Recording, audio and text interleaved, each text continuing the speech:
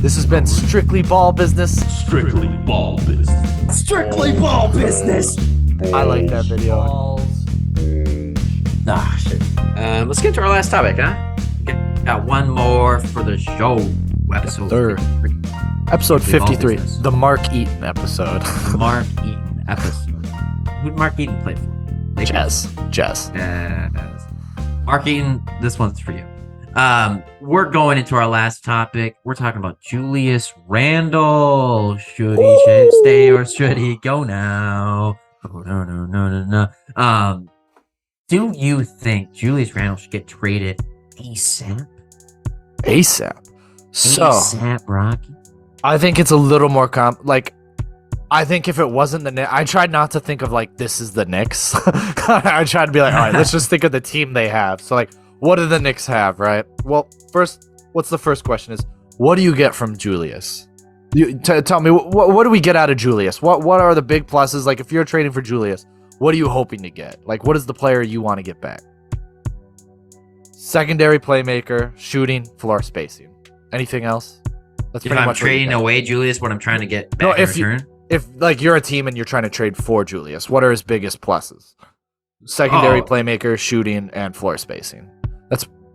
Scoring, really. So, scoring and playmaking. You don't get much defense. He can fit into a defense fine, which is what we've seen. But, so if that's what you need us to fit, you need him to fit into something better. And, if we're talking about whether he should have stayed or would he go, what's going to accent the way he does it? He works better with defensive-minded bigs. Do the Knicks have that? They have Brunson and RJ. Both guys are great. Both struggle with shooting. Not high volume. They're going to clog up the paint. Granted, Brunson's miles better. He's a good playmaker, and that's what he... Julius can't be the primary playmaker as he was last year, and RJ can't do it, it's shown. But they're not the greatest shooters. Robinson, one of the... if on paper, perfect archetype next to Julius Randle. Doesn't need to shoot, just protect the paint, do a great job. But he can't stay on the floor. He can't do anything. Not the perfect fit, but it's also not the worst situation in the world. I think he could do better elsewhere. I think there's better teams that would rather have him. Before you jump in, I'll go over his contract. He's got 4 years on his contract. 4th year is the player option. He'll be 32 when he enters unrestricted free agency. What do you think? Yeah, I think Julius Randle certainly has still some value. So, if I'm a team trying to get him, I'm excited about his grit. I'm excited about his post playmaking abilities, and I'm excited to see a bounce back season from him. I'm a little worried, if he continues to play for the Knicks, is he going to get better? Is he just going to continue to get worse?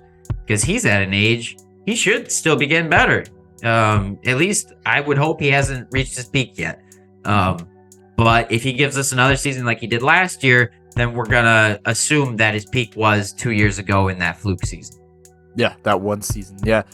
I do think it's not helping him any. I don't think he should be the veteran on the team. I don't think he's the leader type. I think that's a lot of pressure on him, for sure. It's a lot of pressure. And I do think a trade would be the best. I do have a trade when we're done discussing him. But I think there's certainly a lot of situations that would fit him better. And I think the Knicks would be better suited to trade him away. They got him because they couldn't get anyone else. Remember, I'm not saying anything against him. They were trying to get Kyrie and Kevin Durant, and they couldn't, and they had all that cap space. They're we'll sign Julius Randle. They're okay, come on, man. We'll give you money. Yeah. Come on. Yeah, and then, it worked out. They were excited to see a great, first year from him. They're oh, damn, maybe it was actually worth it. And then some.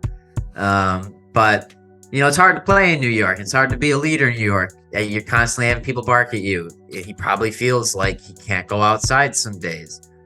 So we don't know the personal side of it for him, how much impacted he is by the ancestral fans that is New York Knicks fandom.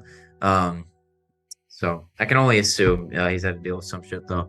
But I think I'd love to see him on another team, like the Sacramento Kings. I think would be great. I think LA Clippers would be great. I think Portland Trailblazers would be great. So, well, actually now they have Jeremy Grant, so not so much. But, maybe someone else. Send him out west. The Wolves will take him. He can come off the bench.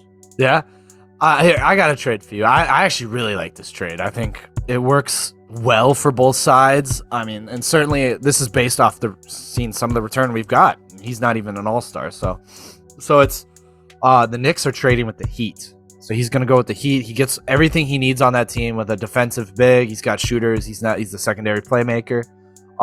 So it's just Julius Randle going to the Heat, and they're getting back Victor Oladipo, Duncan Robinson, 2 first-round picks. One of them is top 10 protect. Yeah, I mean, it'd be a pretty big trade package for Julius Randle. I'd say if you're the Knicks, you'd take it for sure.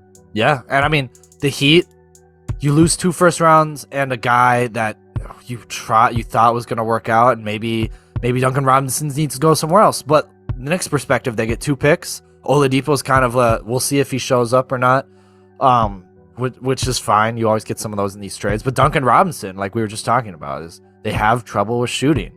They need a shooter next to RJ, and they need one next to Brunson, and he certainly brings that. This guy can shoot from the parking lot, as Stephen A says. So this guy, I think he can help out the Knicks more than he can help out the Heat right now. And Julius Randle adds so much more star power to the Heat, and I think that would make them instant contender. I mean, they're already contenders, but it's hard to play. How do you play against that team? You know, that Heat team with the starting lineup of like Lowry. I mean, probably not starting lineup, but Lowry, Hero, Butler, Julius Randle, and Bam. That's tough. Yeah.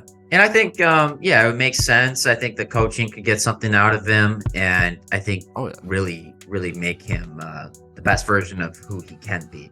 And a good Julius Randle is a damn good player. So I'd love to see a coaching staff pull it out of him. We've seen Tom Thibodeau run players down. It's very possible Julius Randle just doesn't love playing for Tom Thibodeau.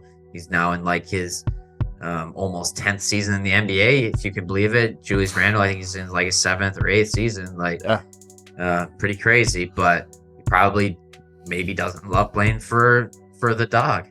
Yeah, I mean, if Thibodeau can pull one good defensive year out of Julius Randle, I'm confident Eric Spoelstra could definitely pull seasons out of this guy. They have a great culture, and I do think Julius Randle's culture fits well in Miami. So I think I can see him next to all those guys. Kyle, I can see him next to Jimmy. It'd work out. Yeah, absolutely. Yeah, absolutely. I mean, the Heat are always a great team, and they seem to just pull out talent out of nowhere. And I feel like they could turn Julius Randle into a borderline star. Oh, yeah. I mean, he's already a star. He had a down year, but I mean, I guess he was a star. If he can get back to his season from 2 years ago, I mean, he's a star. But for me, a star is somebody who does it consistently and doesn't need that pushing. But you know what? Some systems create stars too. So true. So that'd be great for him. What do you guys think? Do you think he should stay? You think he should go? How much do you hate me, Knicks fans? Tell me. Please comment below. Let me know. Yes. That was Strictly Ball Business. Subscribe if you had a good time with us. We'll be back next week for episode 54. 2K will be out by then. It was to come out in like 2 days now. Tomorrow night. Is it tomorrow night? Yep. Okay. Yeah, I got pre-orders, so for us. downloading. For them, it would be like 3 days ago, 4 days ago, when they watch this. What do you mean? Oh, okay. That's fair. Yeah. Fair enough. Well, great. Thank you for tuning in. If you are here this long, we'll see you next time, I hope. Yeah, if you're here this long, comment peaches. Comment the word peaches below. I just want to know. Nobody's going to do it. But if you do it, we'll shout you out on our next video. We'll say, hey, man. We'll send you a free t-shirt. Yeah, for real. Your Strictly Ball Business t-shirt if you've listened to this point. Just some hairy gonads on it but the balls are basketballs. That's our crew. With pubes on it. Oh, yep. God. Oh, God. Don't Amazing. picture that. Incredible. Incredible. I can do the graphic design. Any idea you want, superb or not, is capable. Anything's capable. Whatever you want. Capable. See, if that's not incentive. Done. If that's not incentive, I don't know what it is. Comment below. All right. Out. Strictly Ball Business, where we strictly talk basketball. Tune in next time